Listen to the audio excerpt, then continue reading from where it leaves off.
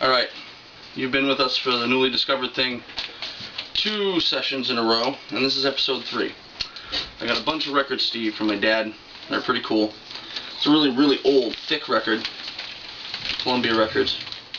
It's a band called Edwards and Ward, and it was a folk duo from the 60s. They're in the same circle as Simon and Garfunkel. Let's look how thick that record is.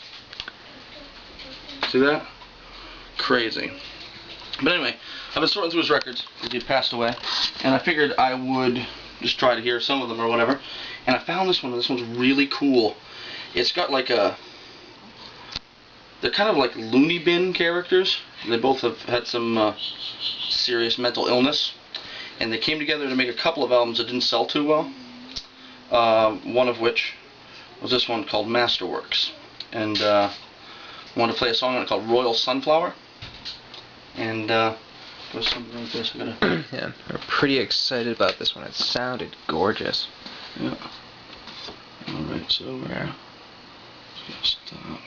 Alright, and you can go and sit down now. Alright. We'll get it all ready to go.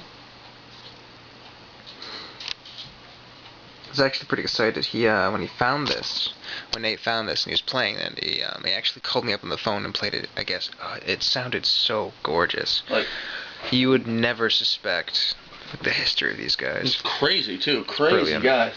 You ready for this? It's called Royal Sunflower.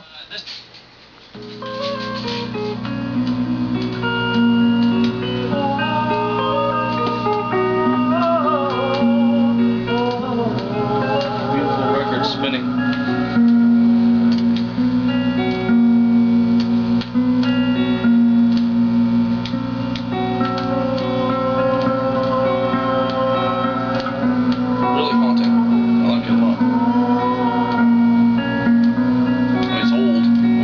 Sounding record, but yeah. We shall fight the distant evil, shake us free from temptation.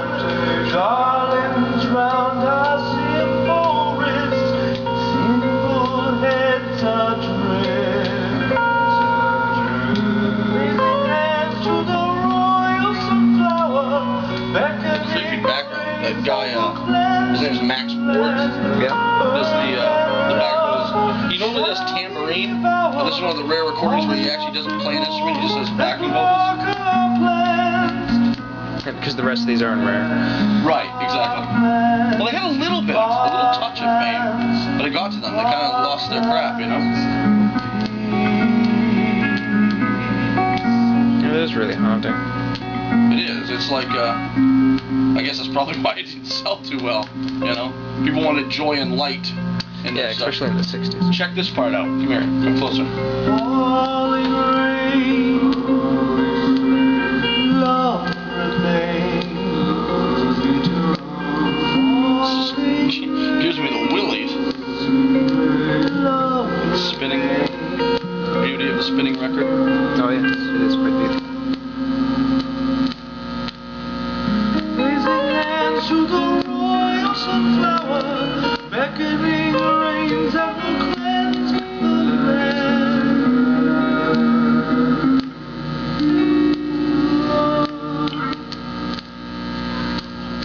So there's that. So what do you think about that? It's gorgeous. It's really weird too is that a little fact that you don't know that I figured you'd get a kick out of is Max Ward, the guy who was doing the lower vocals. It was his brother's son's kid was in Irreversible. Huh. Weird. It's weird. So you're doing the background, you actually found... Yeah. And I mean, talk about friggin' irony. I mean, the chance that we would have a band, you know, and then find another band that's linked to it's pretty crazy. But, so this is the That album, it's called crazy. Masterworks. And, you can see, Masterworks. You know. But, check it out. Columbia Records. Old. This is, 1962. 1962. 46 years I don't think I've ago. ever heard anything in that span like that. That was extraordinarily haunting for the time. And I've listened to the rest of the record, and it actually gets more depressing. Like, I'm not quite sure. I mean, it's obvious it showed in the record sales that it didn't carry on, didn't catch on. Yeah. But no, they were, like I said, they were friends with Simon and Garfunkel. They're really into that, Fairport Convention and all those types of bands. They did do a lot of drugs, and that kind of put them in the crazy house for a while, and the band was kind of on the rocks. There was news. Actually, I'll just sit down and I'll tell you what I learned here. It's pretty interesting stuff. Carol Edwards, the lead singer, guitar player, just recently passed away, and they'd done a tribute show to him, and nobody from that original scene would play for him because apparently he was a big giant asshole, and Max Ward did the show without him. Now, I don't know if you tell by that recording, but his voice is kind of creepy. Doesn't really work in the upper register, but he did it.